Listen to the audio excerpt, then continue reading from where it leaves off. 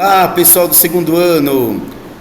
Professor Fernando Rosário de Souza para fazer a revisão de itinerários. Eu me sinto tão perto de vocês que é como se vocês estivessem aqui. Tá bom. Normalmente eu gravo vídeo da minha casa, mas hoje eu estou gravando na presença de vocês. A prova de itinerários será sobre o iluminismo. Nada melhor do que falar do iluminismo do que uma careca iluminada. Muito bem.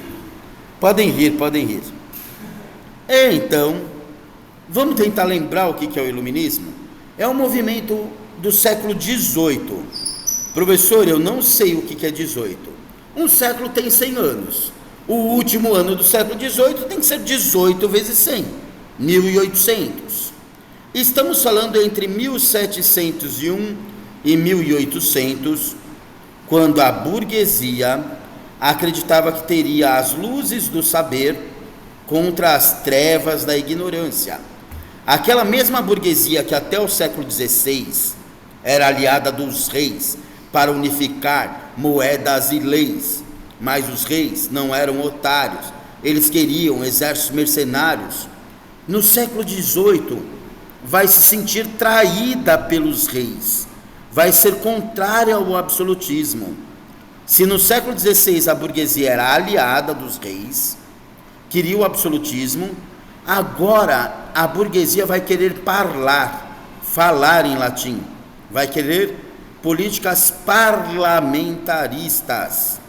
E para isso, eles vão dizer que defender um rei porque Deus quer, como dizia no mercantilismo e no absolutismo, é algo das trevas, é algo da escuridão, é algo da ignorância, e que as pessoas precisariam ter a luz do saber para vencerem as trevas. Eles acreditam tanto que o cérebro é uma grande obra de arte, que grandes obras de arte precisam de molduras, e era muito comum eles usarem peruquinhas como esta. Professor, o senhor não vai usar uma dessa? Não vou, né? Deixa eu ver como que eu ficaria aqui, ó. Não ficaria bom, né? Não. Vou aumentar um pouco a peruca. Agora vai ficar bom, ó. Ficaria. Obrigado. Mas eu vou diminuir a peruca. E aí você deve saber alguns pensadores do iluminismo. Eu vou tentar falar de modo que você associe o nome à teoria do cara. Montesquieu, ele falava assim, olha, para não ter um rei absolutista que junte todos os poderes nas mãos dele, você precisa dividir o poder em 3. O rei vai ser o poder executivo, mas precisa ter deputados para fazerem as legislativo. Ele precisa ter juízes para julgar as leis, jurisdicionário. Então ele falava, tem que ter 3 poderes: executivo, legislativo e judiciário. Até hoje em dia, as grandes democracias defendem a teoria dos 3 poderes. Como você vai fazer para lembrar que Montesquieu é dos 3 poderes? É como se ele tivesse feito um monte de executivo, um monte de legislativo, um monte de judiciário e falava, olha os montes que eu fiz. Muito bem. Rousseau era o que dizia que a maioria deve governar. Já Voltaire falava que só os sábios deveriam governar. Então, um defende que a maioria deve estar no poder. O outro defende que somente privilegiados, mais bem preparados, que deveriam estar no poder. Praticamente, isso é a grande divergência entre esquerda e direita. Sem querer falar que um é melhor, que o outro é pior, são 2 jeitos de pensar. Na Revolução Francesa, que vai seguir os ideais do iluminismo, os que defendiam as ideias de Rousseau, que eram os jacobinos, sentavam-se à esquerda do parlamento. E os que defendiam as ideias de Voltaire, que achavam que os mais ricos deveriam governar, aqueles que tinham mais oportunidades, sentavam-se à direita. E até hoje em dia, políticos que defendem mais políticas populares e públicas são chamadas de esquerda, e políticos que defendem mais iniciativas para iniciativa privada, para os empresários, são chamados de políticos de direita.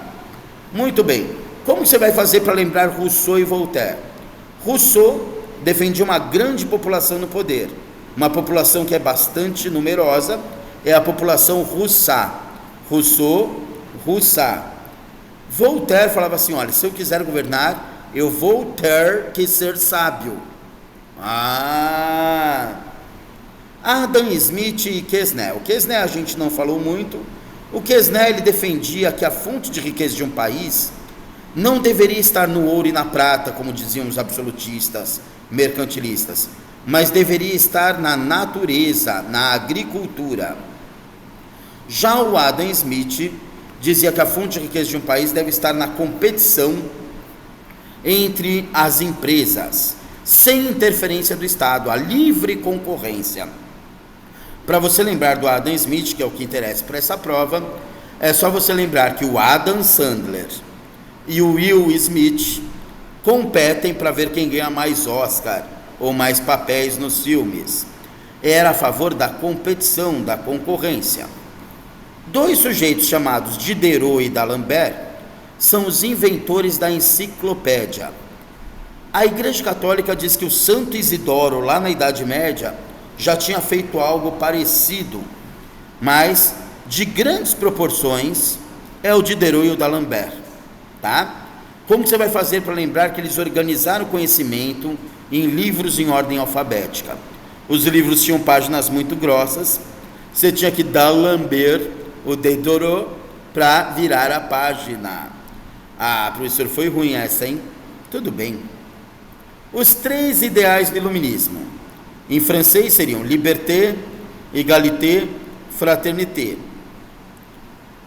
A liberdade representada pelo azul do céu, a igualdade representada pelo branco, tanto da paz como pela mistura das cores no disco de Newton, e a fraternidade representada pelo vermelho. Esses 3 ideais eram contra o antigo regime. O antigo regime é a expressão que a gente dá para quando junta rei mandão, absolutismo, achar que a riqueza vem do ouro e da prata, mercantilismo, e acreditar que tudo acontece porque Deus quis, que o rei governa porque Deus quis, o teocentrismo. Quando os reis perceberam que podiam ser derrubados, eles adotaram um princípio chamado despotismo esclarecido, ou seja, uma certa maquiagem no poder, às vezes reduzindo um imposto insuficiente, às vezes cedendo uma sala do seu palácio para virar uma biblioteca, às vezes patrocinando algum pensador, mas era só algo paliativo, era só algo superficial. A mudança do poder absolutista eles não faziam. Por isso a frase, é melhor perder os anéis representariam alguns privilégios, do que os dedos, do que perder o poder. E espero que com esta breve revisão, você tenha uma visão geral para ir muito bem na AV2 de itinerários históricos. Até a próxima, pessoal! Pode dar um abraço! Ei! Tinha gente dormindo!